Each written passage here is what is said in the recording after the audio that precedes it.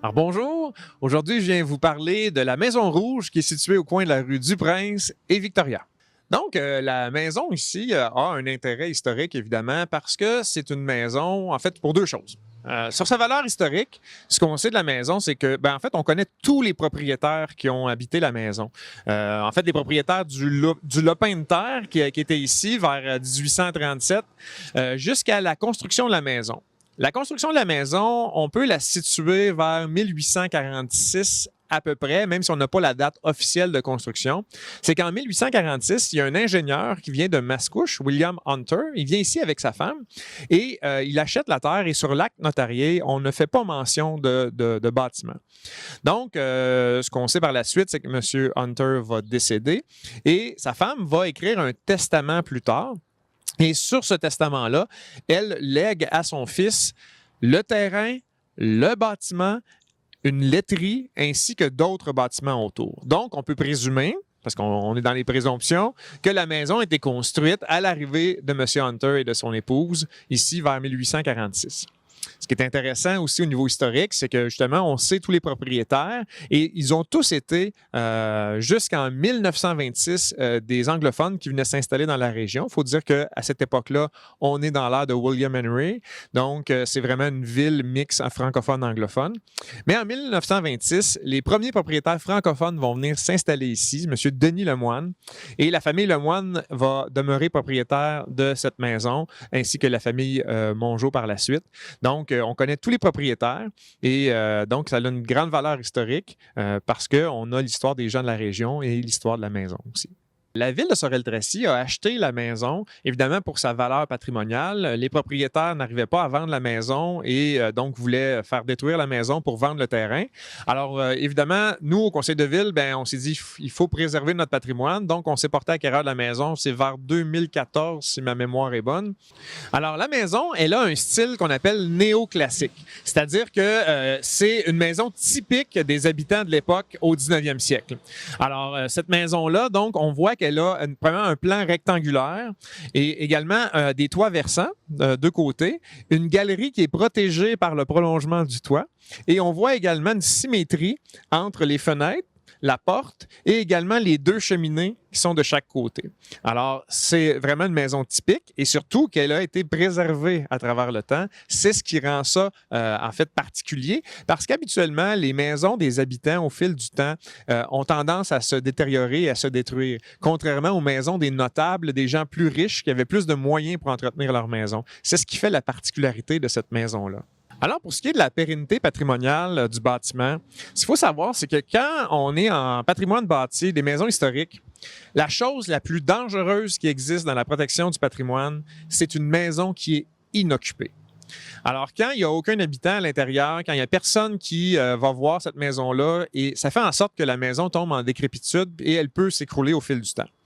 Alors, évidemment, pour la ville de Sorel-Tracy, c'est difficile d'installer des locaux de travailleurs de la ville à l'intérieur. Alors, le Centre des arts contemporains du Québec est venu s'installer ici en attendant. Donc, la ville leur a offert la maison pour qu'ils puissent travailler, pour aller chercher les demandes de subventions pour leurs projets sur les quais Richelieu.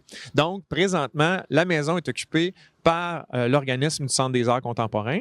Et bien évidemment, il faut quand même entretenir le bâtiment. C'est la responsabilité de la ville de Sorel-Tracy. Le problème avec un bâtiment comme ça, c'est un bâtiment qui a été construit en briques. C'est très intéressant au niveau historique parce que c'est de la brique qui vient de la région, c'est de la brique d'argile et probablement de la brique qui vient des Shepherds. Donc, cette maison-là, elle est quand même fragile parce qu'on étudie les fondations puis il n'y en a pas tellement de fondations. C'est les briques qui reposent sur le sol, ce qui fait en sorte que les murs sont fragiles. Les murs ont tendance à courber, à gondoler. Et là, évidemment, au niveau du patrimoine, c'est toujours de jouer un peu au balancier, à savoir jusque dans quelle mesure on protège la maison. Évidemment, si les coûts deviennent astronomiques, là, la maison peut être menacée. Mais en tant que propriétaire, la ville de Sorel-Tracy a quand même la responsabilité d'entretenir le bâtiment. Et si jamais il y a des travaux d'envergure, bien là, évidemment, ça sera une décision politique à ce moment-là. Mais quand même, ça montre que c'est toujours des enjeux quand on parle de protection du patrimoine bâti. Alors, ce qu'il faut savoir, c'est que dans les bâtiments à l'époque, bien sûr, les gens avaient ce qu'on appelle des dépendances à l'extérieur. C'est là qu'on pouvait entreposer la nourriture, qu'on pouvait garder des choses plus au frais.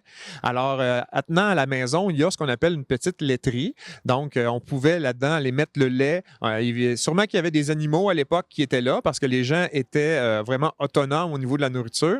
Donc, ce petit bâtiment-là, ça n'a pas vraiment été une prison, là. Je sais qu'il y a des légendes à propos de ça, là, mais les seules choses qui ont peut-être été prisonniers dans ce bâtiment-là, c'était des animaux. Alors, c'est un petit bâtiment qui, lui aussi, il faut faire très attention parce qu'il fait partie quand même de l'ensemble patrimonial. Il est vraiment en lien avec la maison. Donc, lui aussi, on surveille son état et on veut s'assurer de le protéger. Voilà. La maison ici, c'est un exemple justement de la protection du patrimoine bâti que la ville de Sorel-Tracy veut étendre sur l'ensemble de son territoire. Alors, bien sûr, il y a des mesures qui ont été mises en place au fil des ans pour protéger notre patrimoine. Dans ce qu'on appelle le Vieux Sorel, il existe un plan d'implantation d'intégration architecturale qui fait en sorte qu'on ne peut pas modifier des bâtiments sans une autorisation préalable du conseil de ville. Alors, ça fait en sorte qu'on peut préserver l'architecture de nos bâtiments. Mais également, grâce à la création du comité du patrimoine, bien là, on s'est mis à accélérer le processus de citation de bâtiments qui ont une valeur historique ou architecturale. Donc, on peut dire que la protection du patrimoine dans la ville de Sorel-Tracy, bien maintenant, est sur la bonne voie, puis on espère préserver nos bâtiments pour longtemps. Alors, évidemment, la protection du patrimoine, c'est quand même un gros dossier. C'est des choses qui font en sorte que les gens développent un sentiment d'appartenance à leur ville. C'est pour ça que c'est quelque chose qui est important. Bien sûr, il y a des sommes, il y a des budgets qui sont alloués à ça. Puis ça n'empêche pas de faire d'autres projets pour la ville de Sorel-Tracy. Mais il faut dire également que la protection du patrimoine, ça ne se fait pas nécessairement sur un coup de tête. Il faut s'appuyer sur des documents, il faut s'appuyer sur des études. Puis heureusement, la ville de Sorel-Tracy a fait justement un inventaire de son patrimoine bâti. Et c'est pour ça qu'on veut concentrer nos efforts et nos argent à la protection des bâtiments patrimoniaux qui en valent la peine. Voilà.